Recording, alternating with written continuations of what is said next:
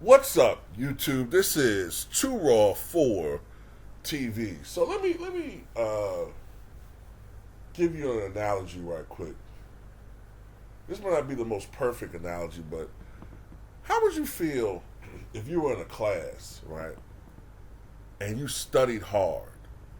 You studied hard to get your grades, and there was a guy who loved to cheat the system, whether it was Cliff Notes, whether it was, cheating off other people's papers and all that.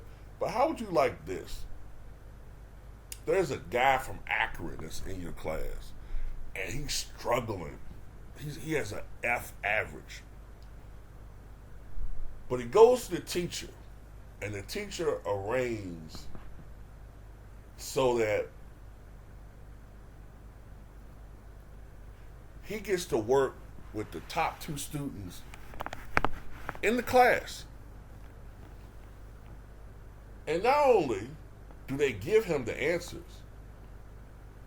but at the end of the day, somehow he gets all this credit magically for having great test scores, even though we know it's only because he worked with these two gifted students.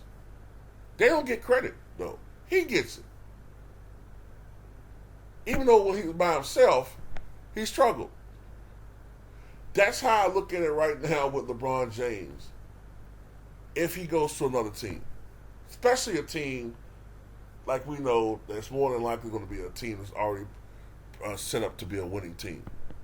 Now, don't get me wrong. I'm not saying LeBron James still can't put up great numbers. He can. To be in year 20 and put up the numbers that he's putting up are impressing me to a degree. To a degree. But I also know that this is the easiest it's ever been to score in the history of the NBA. We've already had players like Giannis. We've already had players like Nikola Jokic, especially Luka Doncic and others, tell us playing today's NBA versus the NBA 10 years ago or playing overseas, this NBA is child's play. Absolute, total child's play. I already put that startling stat that showed, I already revealed this stat that showed 20 years ago, centers shot 47% on average. 2010, that number shot to 50.8%. 2020 it was at 54.4%, and this year it's at 57.5%, an all-time record. 57.5%. That's a greater average field goal percentage than the careers of players, legendary post players like Akeem Olajuwon, Kevin McHale, and even Kareem Abdul-Jabbar and Wilt Chamberlain, Charles Barkley, and others. Now I get it. The game is different. Everything's pushed out to the perimeter, and traditional bigs, more or less, if you're not a stretch big, then a lot of your baskets come off of feeds from point guards, assists, layups, putbacks, alley oops, dunks, things of that nature. Very high percentage shots. There's not a lot of, with bigs now, there's not a lot of resistance because of the way the game is played. So, but anyway, that's the way it's with every position now. So, I hate to have been a little long-winded with that, but that's why I'm not all that impressed with LeBron scoring.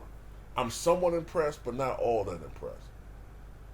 Because I sincerely believe that if this was 20 years ago, when he would have been forced to play both sides of the ball in a slower paced game, more defensive resistance. The pacing was not the same. He's not yakking up 8 or 9 threes a game. I probably could see him averaging 20, 21, 22, maybe. But anyway, that's pushing it because he's been playing defense. But yet, why is it that he feels like he's entitled to win, though? Why does he feel like he's entitled? Why do people act like he's just supposed to win because he's LeBron James? It don't work like that. Great players got to go out there and show why they've been great. Great players supposed to automatically improve the team they're on anyway, even if it's not always with a winning record or going to the finals. Great players usually improve the team that they're on. For all of the bull crap that we give Charles Barkley, right? He always improved the team or teams that he was on.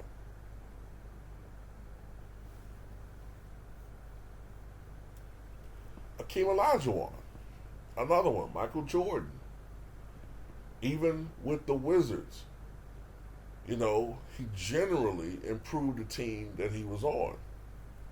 He had the Wizards in a very competitive Eastern Conference in the playoffs in 2000, 2001 before his knee got really bad. But yeah, my point is though, why do people feel like LeBron he just has to win? So therefore it's the fault. See, this is the message they put out there. LeBron's a winner. So if they're not winning, therefore it's somebody else's fault. It's somebody else's fault. It's not his fault. Oh no, siree. It's Russell Westbrook's fault. Well, if it's not Russ, then it's AD being out. Well, then it's not AD. Then it has to be the front office. The front office is at fault. They're the culprits. Let's be honest. Let's call it like it is.